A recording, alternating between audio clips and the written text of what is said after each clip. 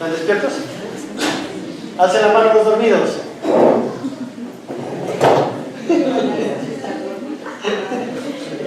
¿Listo? Bueno, hoy vamos a hablar un poquito acerca de... la próxima semana ya comenzamos con el estudio del credo. Hoy vamos a hablar algo acerca de si Dios reforma un corazón, ¿sí? O Dios lo transforma, ¿sí? O Dios lo regenera. ¿Qué hace Dios? ¿Sí?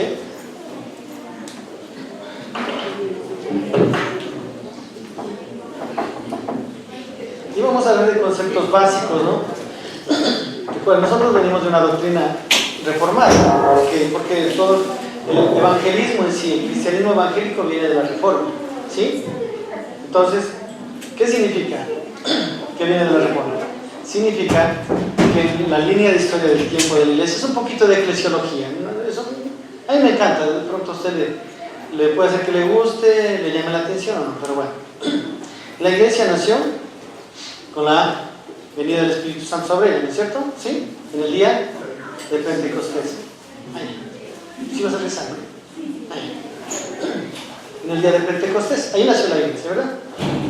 ¿Sí? En el siglo III, en el año 300, un hombre que se llamaba Constantino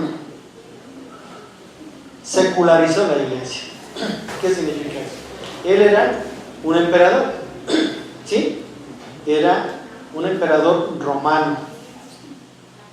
Entonces Constantino quería que los cristianos se hagan a la religión de él, pero no podía, porque él se dio cuenta que cada vez que los perseguía y los mataba, más salían y más morían a causa del evangelio. Él, una mentira que se inventan los hijos de Satanás, él dijo que vio una cruz en el cielo y que Dios le había dicho que conquiste toda la tierra en el nombre de Jesús. ¿Qué hizo él? Constantino tomó otra estrategia, vio que era difícil hacerlos a los cristianos a él, tratando de conquistarlos, tratando de someterlos, que era más fácil, y es lo que está haciendo la religión mundial actualmente, tratando de hacerlos, es decir, vean, nosotros creemos en Jesucristo, ustedes también. ¿Saben qué? Vamos a hacer una cosa. Constantino dio un edicto y dijo que la religión del imperio era la religión cristiana. Y con el paso del tiempo, les dieron libertad. Constantino les dio libertad de culto, ¿sí? De adorar a Jesús. Pero poco a poco Constantino fue metiéndolos al sistema religioso que ya nació aquí, porque Constantino, él era, de acuerdo a los romanos, declarado Dios. Los Césares eran los dioses de Roma, era un dios terrenal. Entonces Constantino, entre comillas, imitó ser cristiano, ¿sí? Imitó ser cristiano y los atrajo a los cristianos a través de esa facilidad del culto. Y a la final, ¿a qué llegó? A que ellos vayan dejando la práctica bíblica y se acerquen a la práctica religiosa. Después ya vinieron el papado y todo eso, y aquí hubo un cisma, una división entre el cristianismo bíblico, que sí seguía, pero un cristianismo escondido, ¿sí?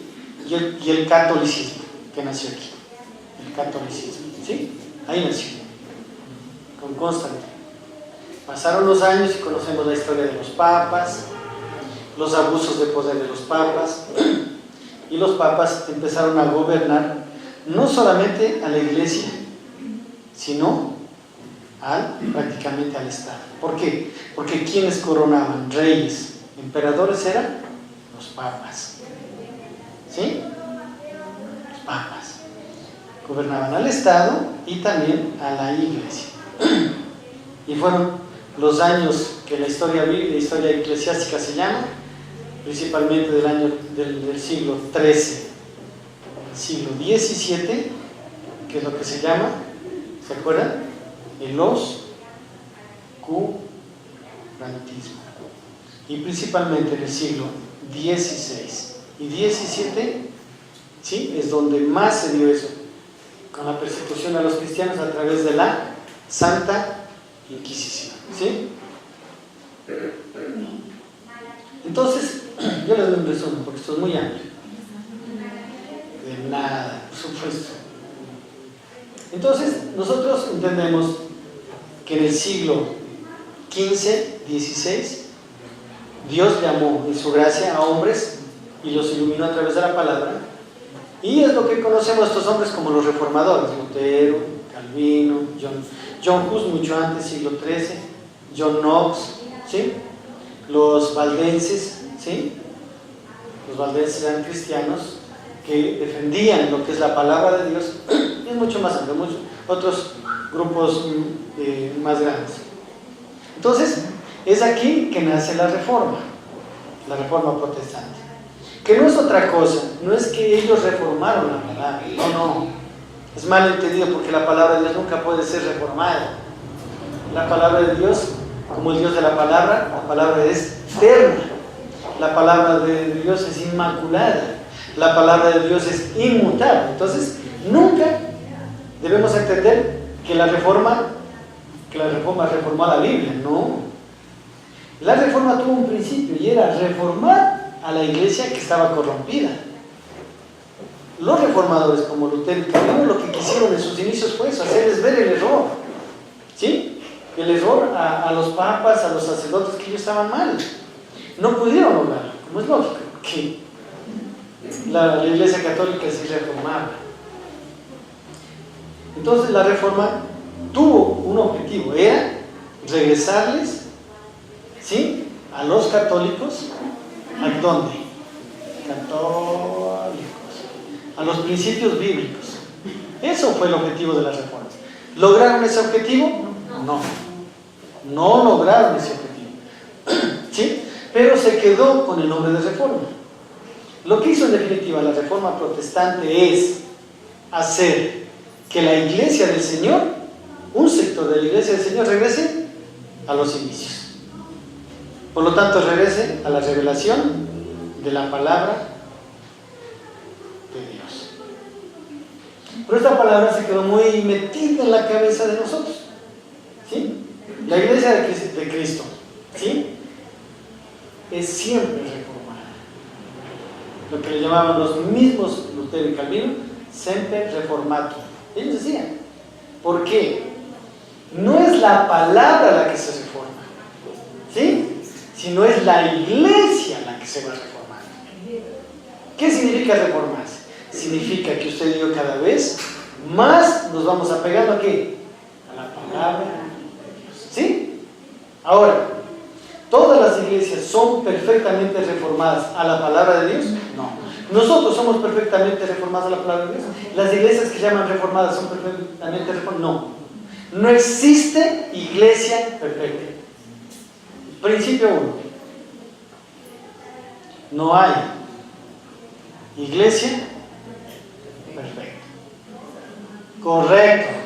¿Por qué? El principio está formado por seres humanos. Y el mismo de está hecho, formada por seres humanos. Los seres humanos somos imperfectos. Nunca hay que decir ese pastor solo predica la palabra de Dios. Eso es mentira. ¿Sí?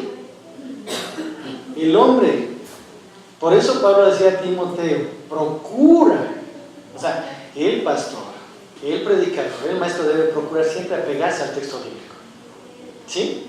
Y no dejar que el texto bíblico se apegue al pastor. Uno de los errores de la enseñanza es, yo tengo un concepto bíblico perfecto, entonces voy a acomodar los versículos a mi concepto bíblico, ¿sí? Bueno, yo creo que la salvación no se pierde. Porque alguien me dijo, entonces yo empiezo a buscar versículos que apoyen mi. No es así. La Biblia debe mostrar en mí que la salvación no se pierde, ¿sí? Desde Génesis hasta Apocalipsis. Entonces, ¿cómo yo me doy cuenta que la salvación no se pierde? Que la relación con Dios se puede perder, la comunión con Dios se puede perder, pero no la salvación. ¿Cómo me doy cuenta? El mejor ejemplo desde Génesis, Adán y Eva. ¿Pecaron? ¿Perdieron la salvación? No, perdieron la comunión. Dios restableció la comunión con un sacrificio, pero tuvieron que soportar todas las consecuencias de su desobediencia, de su pecado. ¿Sí o no? Entonces yo sé que la salvación no se pierde, porque la Biblia me enseña eso. ¿Sí? Entonces, ahora, los que... Sí. La imperfección de las iglesias iniciales nos deja ver en Apocalipsis. Correcto, las 7 iglesias. Y algo que yo aprendí por la enseñanza de un pastor esta semana, y no me había dado cuenta, es verdad. Todas las iglesias, las 7 iglesias en Apocalipsis, están así ubicadas, forman un círculo. Porque con la imperfección demuestran una unidad del Espíritu Santo. Es decir, nosotros, toda iglesia, toda la congregación cristiana tiene virtudes y defectos. ¿Sí? Debemos orar para que Dios, a nuestros pastores, a los que Dios ha levantado en la obra, cada día más nos vaya, ahí sí viene la palabra, reformando a la palabra. Yo quiero que mi corazón cada día más se apegue a la palabra. Yo quiero que su corazón, su mente, su alma, mi corazón, mi mente, mi alma se apeguen más a la palabra. Y le voy a poner un ejemplo. Todos estamos aquí, algún día nacimos, y gracias a Dios nacimos en una iglesia pentecostal. Nacimos, yo lo voy a decir. Tú naciste en el CETI. ¿Dónde naciste?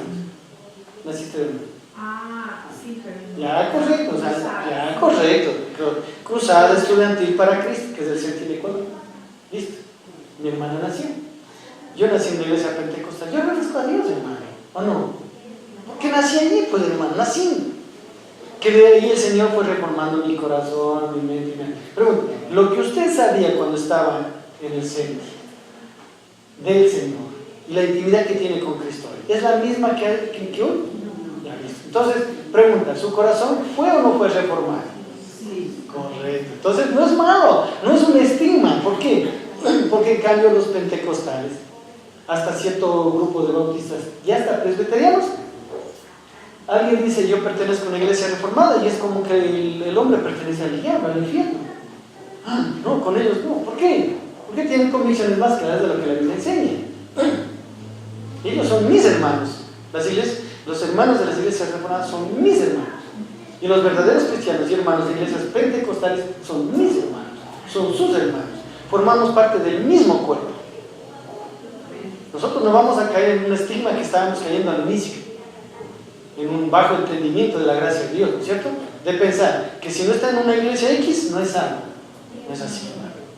Incluso mi hermana Silvanita, habrá muchos católicos que ellos, Dios a su tiempo los salvará y los sacará. Sí, porque, o sea, yo digo, creen en Dios, ¿no? Pero ahí viene la reforma en ellos, porque nosotros venimos también de ellos. Correcto.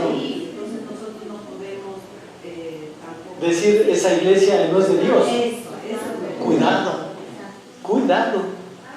Cuidado, que si de pronto Esmirna veía a Filadelfia, hubiera hecho esa iglesia no es de Dios.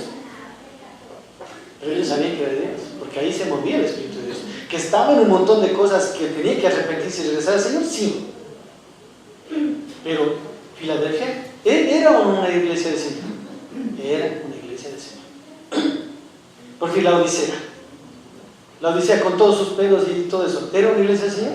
Era una iglesia. Entonces tenemos que ser claros para no caer en pecados de sugestión falsa y pensar que, claro, no, solamente en mi iglesia hay salvos, en la iglesia de acá, no, mi hermano, cuidado, no es así. No, pero igual, así en eso no debemos caer, es una forma de hablar.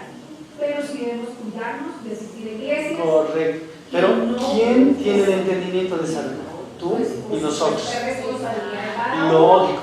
Yo, por ejemplo, yo regresaría a una iglesia pentecostal a alimentarme, yo no. Pero tampoco voy a decir que ahí no está el Señor. ¿Sí me lo entiendes? A eso. Ahora, gracias a Dios, nuestro corazón se está reformando. Ahora, yo le hago esas 3 preguntas. Dios cuando nos salvó, ¿nos reformó, nos transformó o nos regeneró? Pero ¿qué primero hizo? Primero nos llamó. No, pero yo digo de las 3 cosas. De las 3 nomás. ¿Sí? De las 3 primero. ¿Quién piensa que Dios cuando nos salvó primero nos reformó? ¿Quiera salvarse la mano con confianza? Aquí nadie le va a hablar. Alce nomás la mano. Nadie le va a hablar. Estamos aprendiendo. Yo no voy a hacerle caer el chiringo, eso no es mi estilo. ¿Quién piensa que cuando Dios le salvó, primero le transformó? ¿Está bien? ¿Y quién piensa que cuando Dios le salvó, primero le regeneró?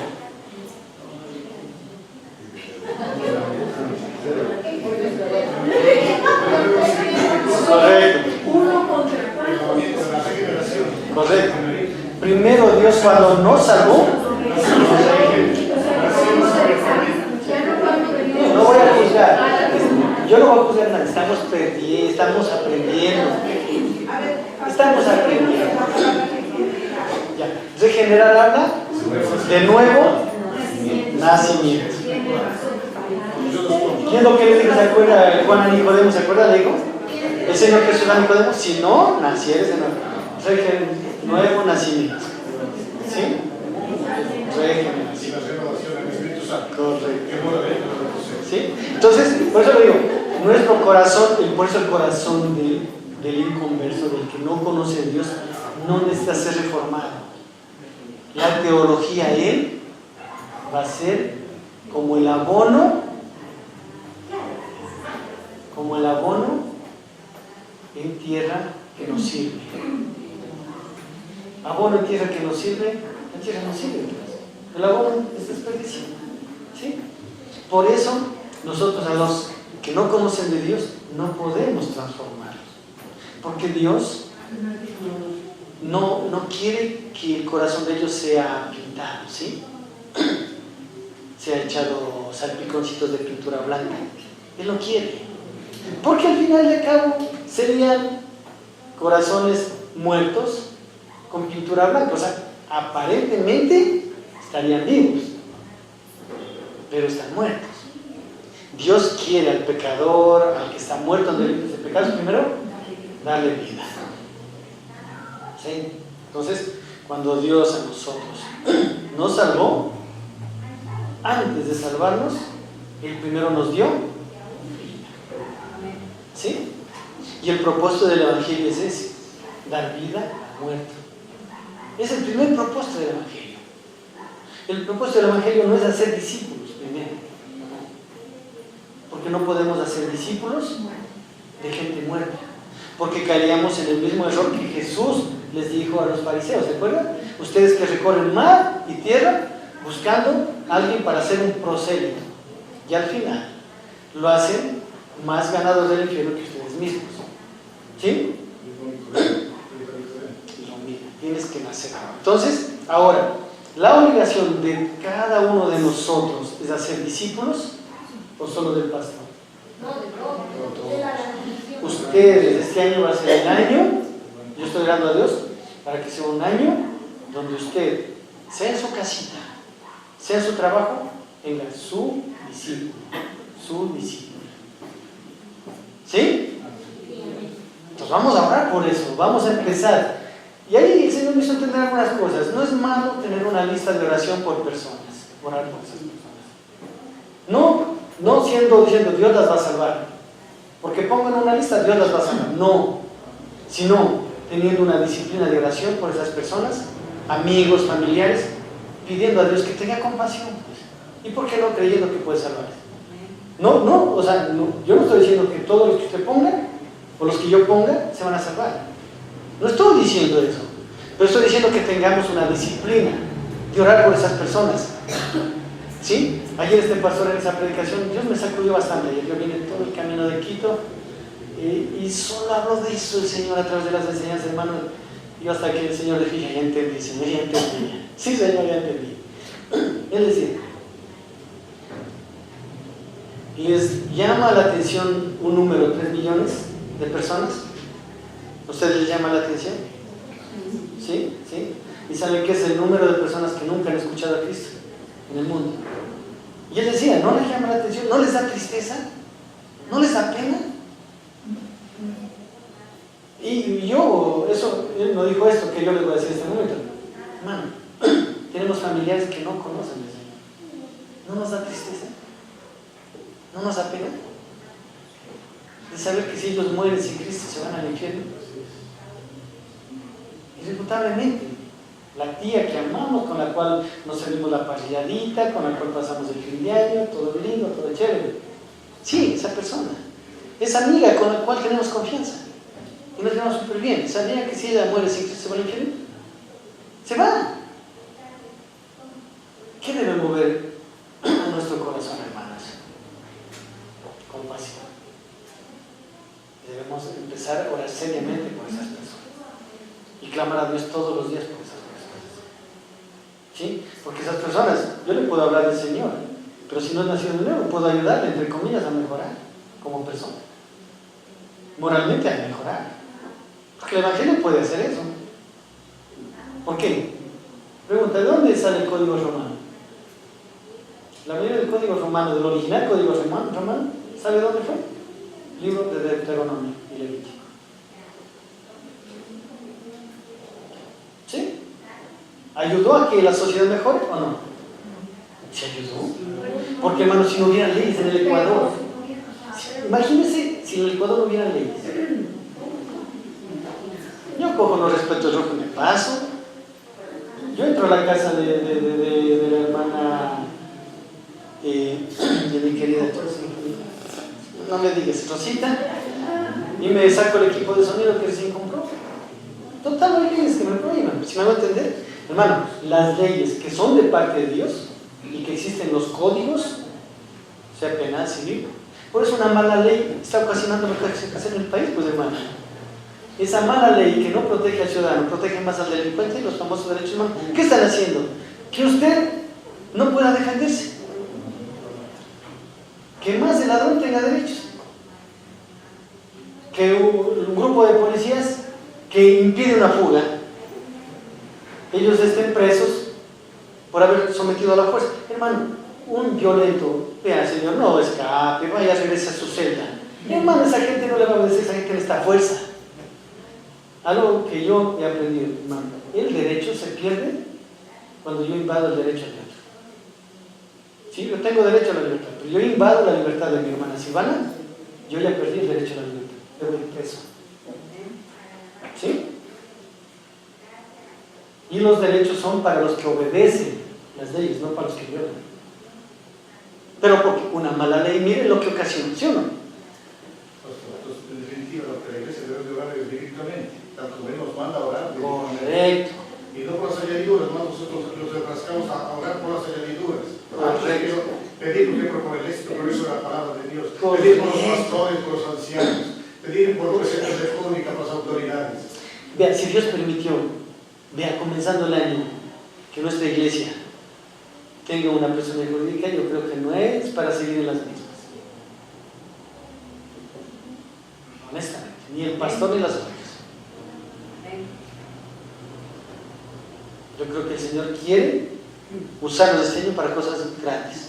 Y no hablo de cosas grandes de que proyectos, entonces no, cosas grandes en el sentido de la expansión del reino, predicar el evangelio a los necesitados. Que Dios nos dé esa gracia. Entonces, la palabra de Dios, las leyes humanas tienen un objetivo y sirven. Estados Unidos, dicen los entendidos jurídicos, pues yo no sé mucho de eso, que es una de las mejores constituciones del mundo, la ley de Estados Unidos. Y es un país que vive ordenado. Por ejemplo, allá un delincuente, y el policía tiene la libertad, llega un delincuente, yo vi un video de mañana, el delincuente se mete a un local a asaltar con arma, llega el policía y le dispara, y lo bajó al delincuente. ¿Por qué? Porque está precautelando la seguridad del que está haciendo las cosas bien, pues, no del delincuente. Y hay violencia ya, hay pobreza, hay cosas también, pero si vemos que uno de los países donde más se respeta la ley es Estados Unidos. Latinoamérica, poco. Entonces, podemos con la palabra de Dios ayudar a esa persona a ser, entre comillas, mejor. Podemos ayudarle a que pronto se transforme. Transformar es dejar ciertas cosas y absorber otras cosas. Podemos hacer. Pero nosotros como seres humanos no podemos regenerar a nadie. Lo único que puede regenerar a la persona es la palabra de Dios. Es el evangelio. Lo único. Entonces, si lo único que puede dar nuevo nacimiento a una persona, darle nueva vida, es la palabra de Dios, la iglesia, ¿qué tiene que hacer? Predicar. Esta iglesia, Señor, tiene que rezar a predicar la palabra. Y que Dios ponga la misma carga que está poniendo en mi corazón en el suyo. Porque si puso en mí, tiene que poner en usted. Hay compañeros en su trabajo que necesitan del Señor. Hay familia suya y mía que necesita del Señor. Hay clientes y qué sé yo que necesitan del Señor. Entonces, ¿nosotros qué tenemos que hacer? Predicar la palabra. Amén. Dios un día va a venir, el Señor nos va a demandar. Y nos va a demandar eso. Y tenemos que comenzar con esa base. A preocuparnos menos de nuestros asuntos y a preocupar, porque nuestros asuntos son temporales, hermano. Usted y yo ya somos salvos. Le guste o no, va a ir al cielo. Le guste o no, el Señor ya lo libró del infierno. Le guste o no. Pero la pregunta es, si las cosas temporales malas están quitando el sueño, las eternas de los demás deberían preocuparnos, porque la gente sin Cristo se va a ir. Eso es todo. No hay segundas oportunidades, es una. Es Cristo, nada. Su papá, su mamá, su ñaño, su familia, su mejor amiga, su mejor amigo. Usted con él comparte, pasa bien, se va de paseo y todo eso. Mírenlo a los ojos un día y vean, esa persona si muere, esa persona se va al infierno. Se va al infierno. ¿Sí? Se va al infierno. Y eso no hay nada que hacer. Lo único que puede cambiar la historia de esas vidas es que Dios les dé nueva vida. Y la única manera es la predicación del Evangelio, no hay otra. Amén. No de historias, no de cuentos, no que yo estaba mal económicamente y empecé a buscar a Dios y Dios me proveyó un trabajo. Eso no les salva. Eso hace gente interesada, digan, entonces voy a ir a ver si también a mí me da un trabajo. Entonces convertimos al Evangelio en oficina, a la iglesia oficina. ¿Cómo se llama eso de que ofrecen trabajo? Oficina de empleos. Ya, convertimos a la iglesia en, ¿saben qué? En soluciones matrimoniales. Como decimos a la iglesia, o sea, cuando nosotros le estamos ofertando las añadiduras, le estamos ofreciendo a la gente como que la iglesia es oficina de empleo, soluciones matrimoniales, asesores económicos, todo menos lo que es la iglesia. ¿Correcto? Para descubrir. Y se llega al Evangelio, no se para de subir. ¿Alguien que llegó al Evangelio para de subir? No se la mano los que para de subir. No, el Evangelio no es para de subir, hermano. Al contrario, si empezamos a vivir más conforme a la palabra, sufriremos más. Claro, porque el Evangelio es contracorriente del mundo. El Evangelio es contracorriente del mundo. El Evangelio no va en la misma corriente del mundo. Si usted en el trabajo vía licencialmente, o sea, usted estaba en las reuniones donde bebían, donde fumaban, bailaban y todo eso, ¿qué problema va a tener, hermano? ¿Qué problema va a tener? Usted va a ser el más chévere de ahí, del trabajo, el más lindo, la más linda. El problema va a ser cuando usted diga, yo no bebo, yo no fumo, yo amo al Señor. Ese tipo de cosas, y empieza usted a hablar del Señor, a predicar. Ahí va a tener problemas, porque va a seguir, ya no la corriente del mundo, va a estar en contra de la corriente. Los cristianos estamos en contra de la corriente. ¿Por qué? Porque el mundo, ¿dónde va? El mundo y sus deleites va abajo. El cristiano y su vida piadosa va arriba. En algún momento se topan, pero es para que el cristiano sea luz para ellos. No al revés. Ellos son tinieblas. Y si nosotros también somos tinieblas,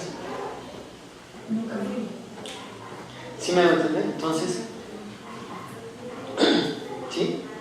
Entonces la iglesia de Cristo no es... Nosotros tenemos un nombre por situación legal. Igual que la iglesia de Reforma de la Gracia, pero bíblicamente es la iglesia del Señor Jesucristo. Nada más. Simplemente así. Porque en sus inicios era la iglesia de Jesucristo en Filadelfia. Es decir, en la ciudad de Filadelfia. Se reunían en casas Todos eran de la iglesia. A veces se pueden reunir todos, considero que por los tiempos difíciles. Pero cuando iban se reconocían como cristianos. No sé, ¿y vos de cuál iglesia eres? Yo soy de la iglesia pentecostal unida de los santos de los últimos días. ¡Ah! Yo soy de la iglesia del camino de la verdad, la justicia, el honor. Y, ¡ah! Yo soy de la iglesia del ayuno y la oración. Porque yo escuché nombres así en Quito que llamaban. No. Porque cuando nuestro rey venga por su iglesia, él viene por su iglesia, nada más. Él viene por su pueblo. Por eso creo que es la comunión personal. Correcto. Tenemos la comunión con Cristo es personal. Y a través de Cristo, el Espíritu Santo, tenemos comunión entre nosotros. Y la misma comunión tenemos con la iglesia de Quito de la Gracia. Así no los vemos. La misma comunión con la iglesia de China. Así no los vemos. Porque el mismo Espíritu que está en ellos, está en nosotros. Tenemos unidad. No hay que buscar ninguna unidad. La unidad ya la tenemos. Porque Cristo oró, Señor, así como tú y yo somos uno, que ellos con nosotros sean uno. ¿Esa oración se cumplió o no se cumplió? Está cumplida.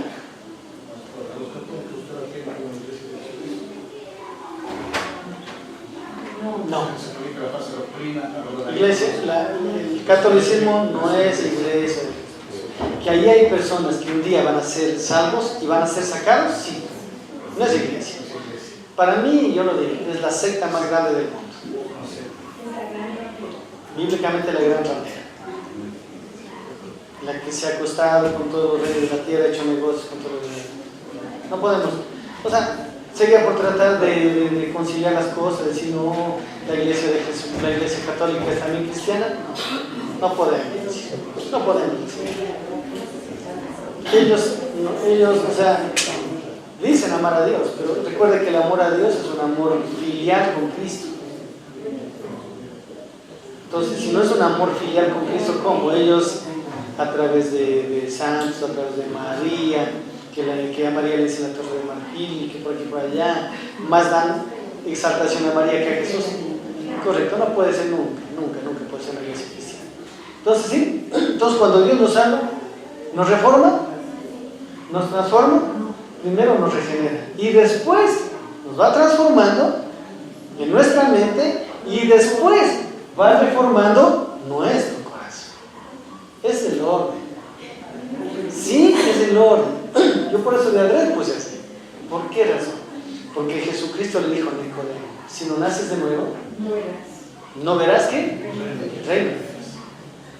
Y el nuevo nacimiento es el inicio del reino de Dios. Lógicamente después un día en la gloria de Dios seremos adoptados nuestros cuerpos y todas esas cosas. ¿Por qué? Porque seremos como Cristo, ¿sí? Pero, o sea, así, por ejemplo, Dios mira el corazón. Y mira, o sea, el deseo de querer saber, de querer, o sea, de ser sinceros. Eso. Entonces, Dios nos da vida y transforma.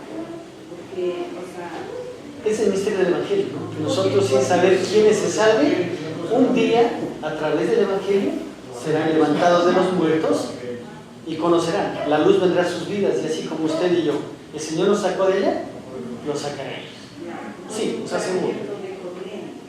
Correcto. Es que Pedro tenía un concepto bien raro. ¿Se acuerdan lo que Pedro él decía? Pensaba que la salvación solo era para los judíos.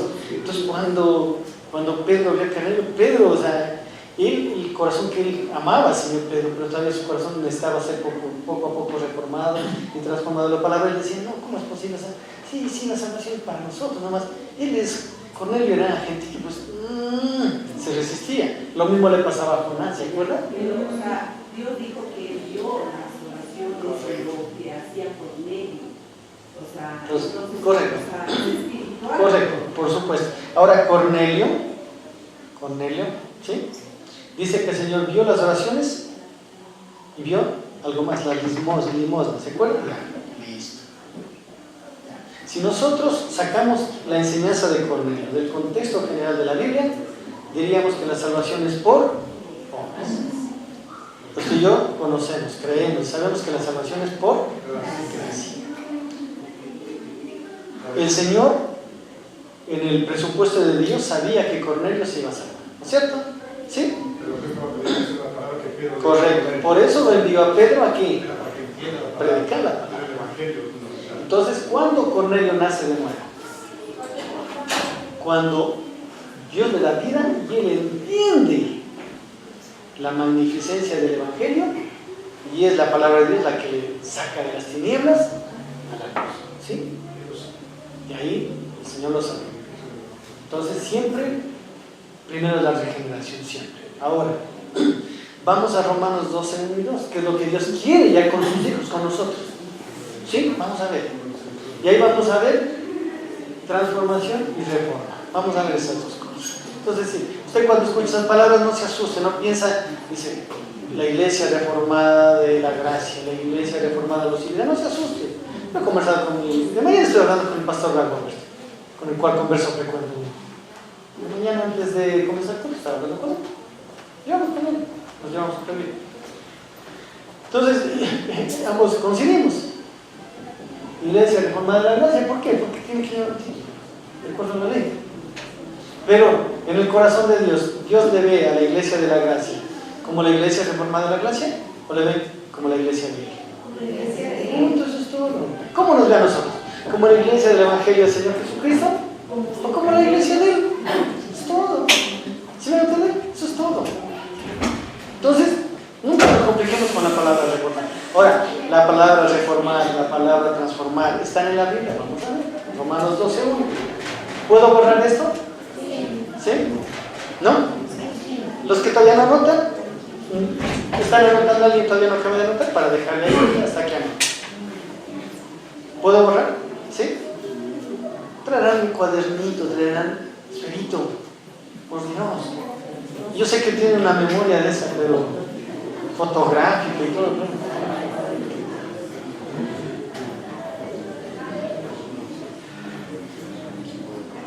Ahora, vamos al libro de los Romanos. ¿Qué dice Romanos 12:1? Primero vamos con él. ¿Qué dice? Vamos a ir haciendo una pequeña exégesis de ese versículo. ¿Está bien? Tú me ayudas, no cada vez que te diga vuelves a leer, ¿no?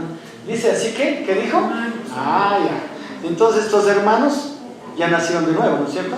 Ah, ya. Entonces, la palabra de Dios en Romanos, ¿a quién está dirigida? A creyentes. ¿Estamos de acuerdo? Creyentes. A la iglesia del Señor.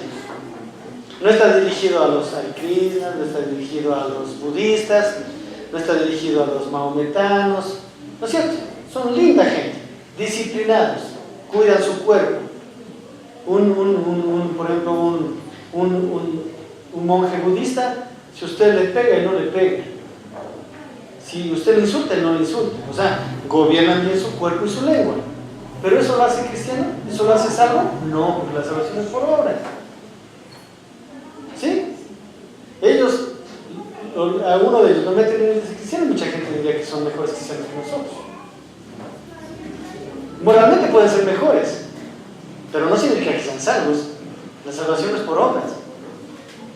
La salvación por obras es una ofensa a Cristo Jesús. ¿Sí? Entonces ya, dice hermanos. Entonces, ¿se acuerdan lo que hicimos ratos? Reformados. Si somos primero reformados, transformados o regenerados, entonces, primero es la regeneración. ¿Verdad? Que es el nuevo nacimiento. 2 Corintios 5:17. Por lo tanto, aquellos que están en Cristo son regenerados. Si no nacieres de nuevo, no puedo. Tito 3:5. Por la regeneración. Habla claramente, ¿verdad? ¿Estamos claros? Ya. Dice hermanos, os ruego que. ¿Por qué dice? Ya, misericordias. Entonces, igual que lo que vimos en la predicación, ¿se acuerda que David nos dice que no nos olvidemos? Porque, hermanos, los cristianos somos de mente frágil, ¿no? Y somos de mente frágil, se nos olvidamos rapidito que Dios un día decidió darnos vida porque somos buenas gentes, porque éramos chéveres, tratamos bien a la esposa, no, nos dio vida por misericordia. Tuvo misericordia y decidió darnos vida, punto. Cero méritos. Jehová 10, Jorge Sánchez 0. Todo Jehová, Jorge Sánchez nada. ¿Sí? Misericordia. Entonces dice que no nos olvidemos de esto. Y se ruego por lo que Dios hizo en cada uno de vosotros. ¿Qué hizo en nosotros? Nos dio nueva vida, nos limpió, nos perdonó todos los pecados, nos hizo nuevos. Sí, claro, ahí dice, lea el versículo. Dice, nos salvó no por obra de justicia que nosotros mismos hemos hecho, sino por su misericordia, por el lavamiento de la regeneración y por la renovación del Espíritu Santo. Ahí dice regeneración y renovación. Misericordia. Entonces la causa por que Dios nos salvó, tuvo misericordia, punto, nada más. Entonces el Pablo dice, ya nosotros hemos nacido de nuevo, entonces debemos acordarnos siempre, siempre, siempre, siempre de la misericordia, siempre. Lo mismo dice David, lo mismo dice Tito. ¿Por qué? Le vuelvo a repetir, usted y yo tenemos mente frágil, nos olvidamos rápido. A veces alguien nos hace algo y nos olvidamos que Dios tuvo misericordia y nos perdonó. Y somos prontos para insultar, para ofender, para gritar, para acordarnos de los defectos de hace 10 años, para sacarle la cara un montón de cosas. No debería ser así. Ya, y Dios nos perdonó, tuvo misericordia, listo. Misericordia. ¿Sí? Entonces dice, os ruego, hermanos, por las misericordias de Dios. ¿Qué dice? Presentar. ¿Qué es esta palabra? Y dice cuerpos. A los que dicen que no importa lo que hagamos con el cuerpo. No. El cuerpo, lo que hacemos con nuestro cuerpo, dicta mucho cómo está nuestro corazón. Si nuestro cuerpo le damos licencia libre, es porque nuestro corazón está en licencia libre. ¿Sí? Si con mi cuerpo yo hago errores, lo intoxico, lo daño, lo destruyo, con el robo, con el adulterio, con el fornico, con el miento, con el golpeo a alguien, me vengo de alguien, es simplemente lo que está en mi corazón. El cuerpo responde al alma. ¿Sí? El cuerpo responde a lo que hay adentro. Entonces dice, por eso dice que presentéis vuestro cuerpo. Y dice, en sacrificio santo, vivo, ¿qué más? Agradable a Dios. Ya, listo. Entonces, aquí hablamos de que el regenerado debe acordarse de esto para presentar el cuerpo. ¿Qué significa presentar el cuerpo? Significa entregarlo. Si el cuerpo del creyente está entregado a Dios, o sea, el cuerpo de Dios le pertenece a Dios. No puede hacer con el cuerpo lo que quiera. Es una ofrenda viva, es un sacrificio vivo.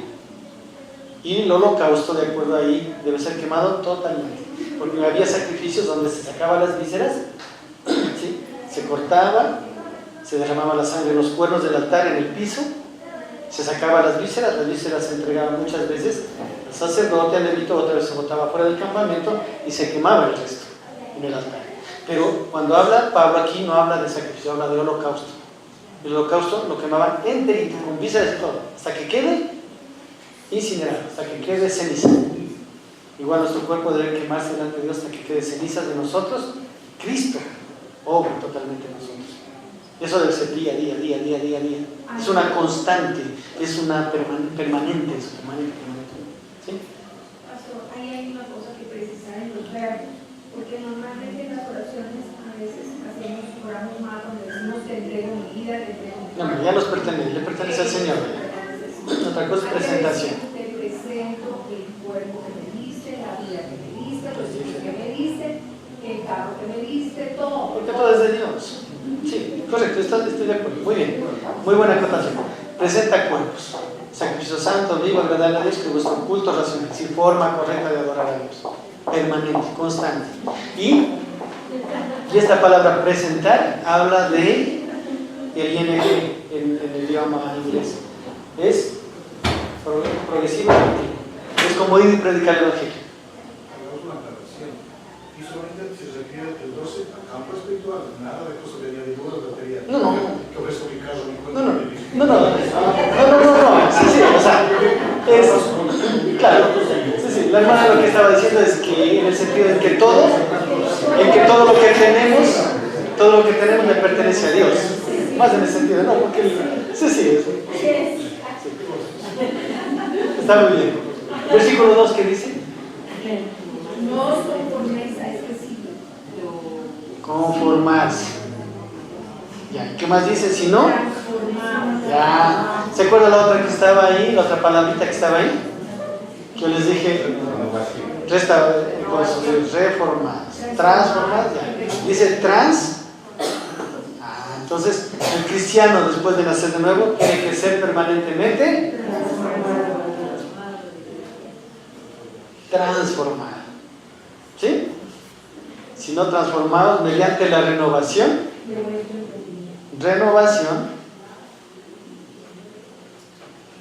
aunque usted no crea, decimos día a día, reformando. Renovando es lo mismo que reformar. ¿Qué significa renovar? Dice, si no, renovados mediante, ¿qué? Transformados mediante La renovación de nuestro entendimiento. Entonces, ¿se acuerda que le decía que lo que Lutero quería, el Calvino quería es reformar la iglesia? Es decir, renovar la iglesia, es decir, que la iglesia se empiece cada día más a acoplar otra vez a la palabra. No logró, ¿por qué? Porque bíblicamente no se puede hacer que el catolicismo regrese a Cristo, no se puede, es imposible. Oren por las personas, oremos por la familia, por el católico, que Dios nos salve. Pero el sistema, ¿sí me van a entender?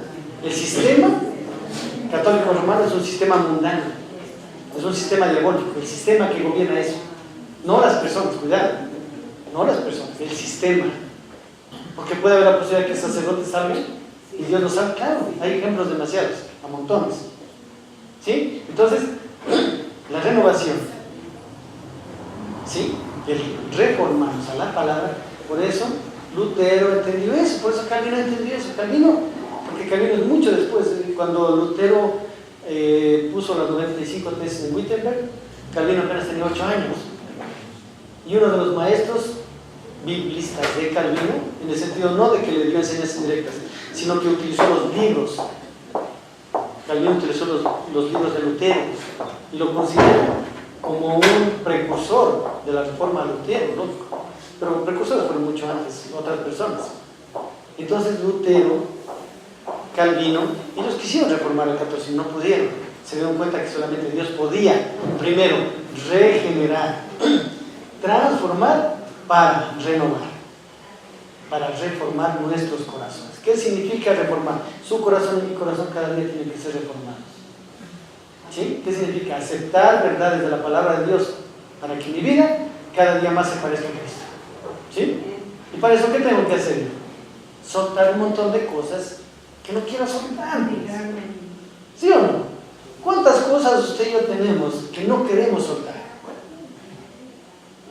Si me pongo a pensar, usted y yo tenemos un montón de cosas, verán.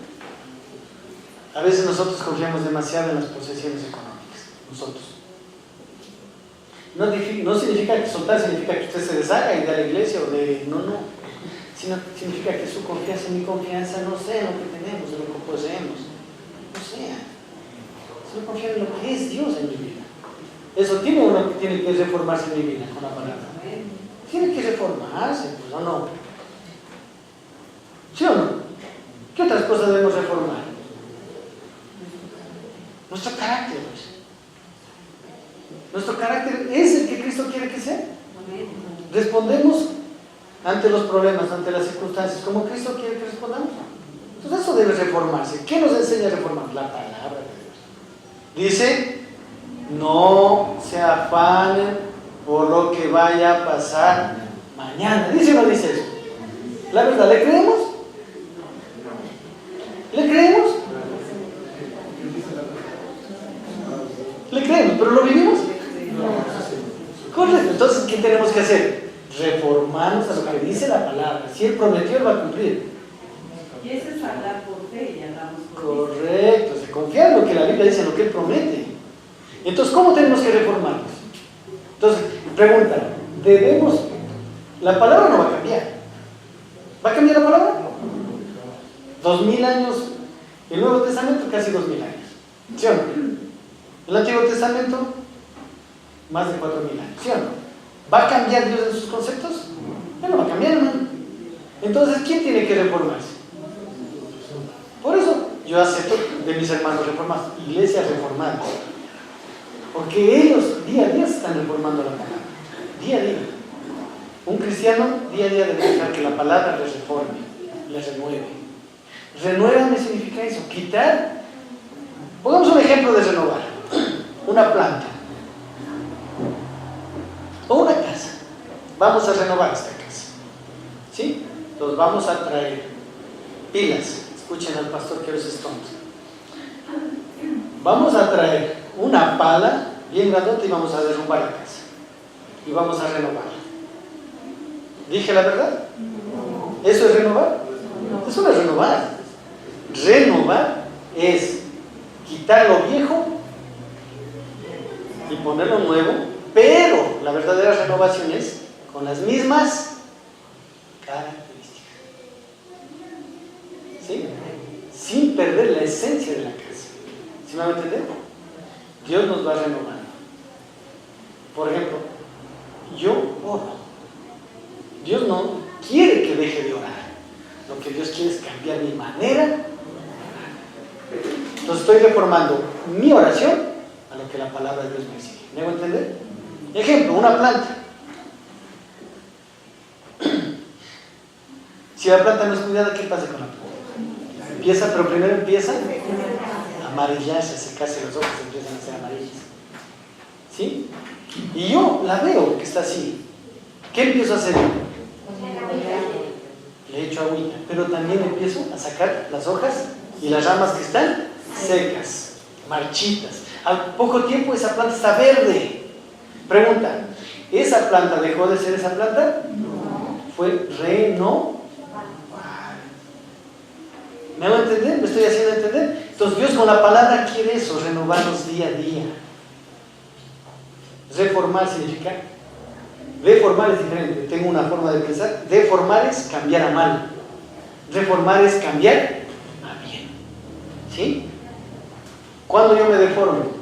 Cuando yo, en vez de seguir los principios de la palabra de Dios con respecto a ciertos puntos, yo hago todo lo contrario. ¿Qué estoy haciendo yo con mi vida? Reformándome. Cuando yo acepto los principios de la Biblia, lo empiezo a seguir, empiezo a reformar mi vida, la palabra de Dios, a renovar, porque los principios de Dios son inmutables, no cambian, ni las circunstancias ni la historia, nada puede cambiar a lo que es la palabra de Dios. Por eso Jesús, por eso mismo David en los Salmos, por eso Isaías, ¿qué dice? Acerca, poniendo ejemplo de las plantitas, dice: las hojas de las flores caen, las flores se marchitan, ¿sí o no?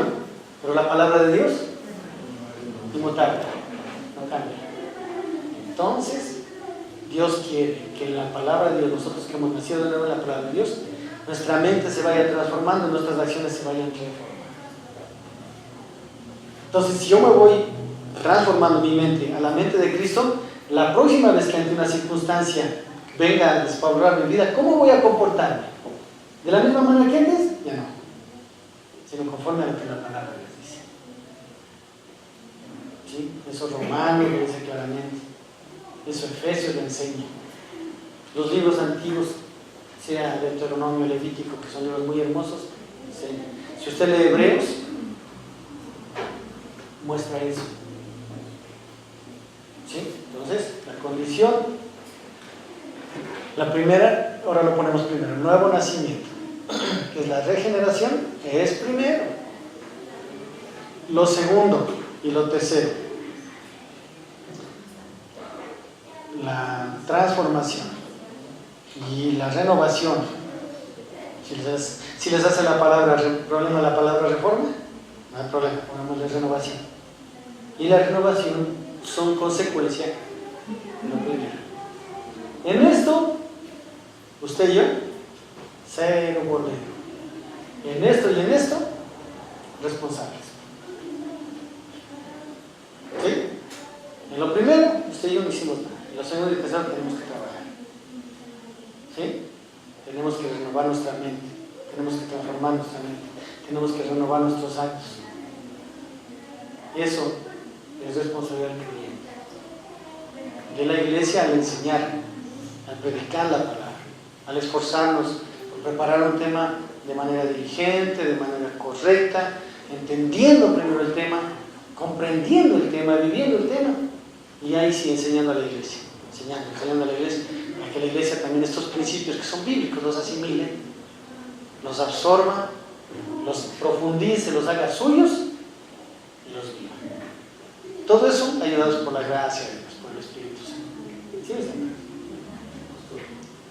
En la regeneración, Dios nos profunde vida en nuestras personas. Correcto. Describe su ley santa. Correcto. Ezequiel lo habló, Jeremías lo habló. Dice, en los postreros tiempos yo quitaré el corazón de piedra, pondré el corazón de carne, pondré mis estatutos, mis mandamientos, haré que caminen. O sea, todo es obra de Dios. El Espíritu Santo obra.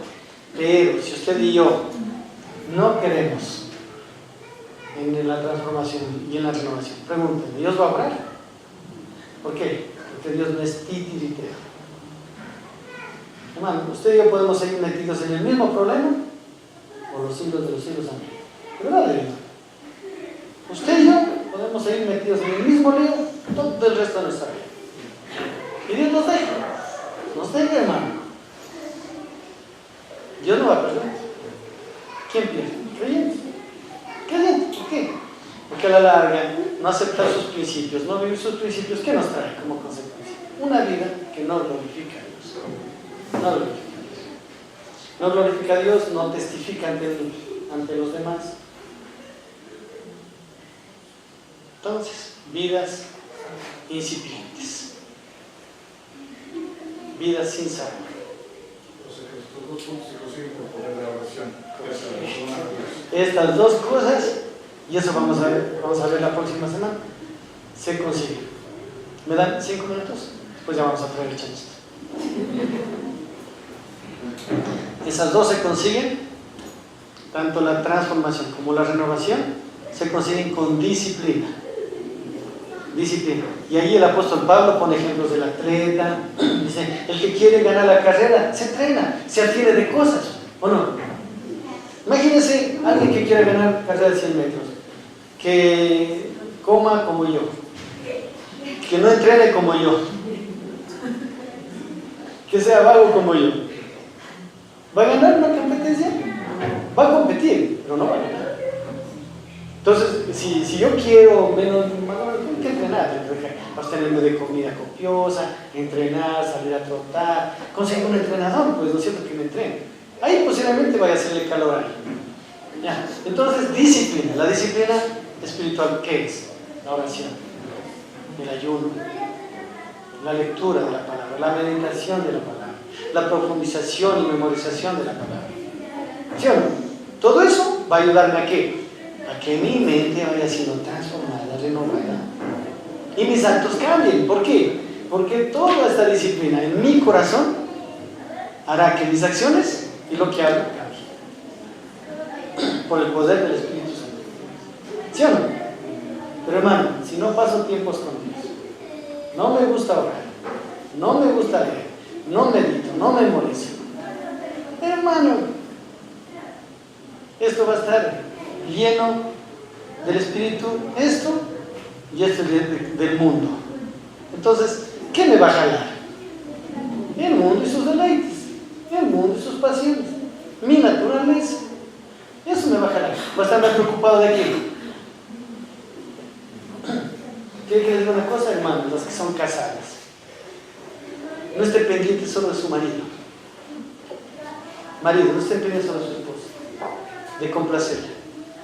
Es que si no hago esto, se va a enojar. Es que si no hago esto, no. Ve, hermano, complazca a Dios. Enamórese de Dios de tal manera. En caso, mujer, va a ver la diferencia suavecito, hermano.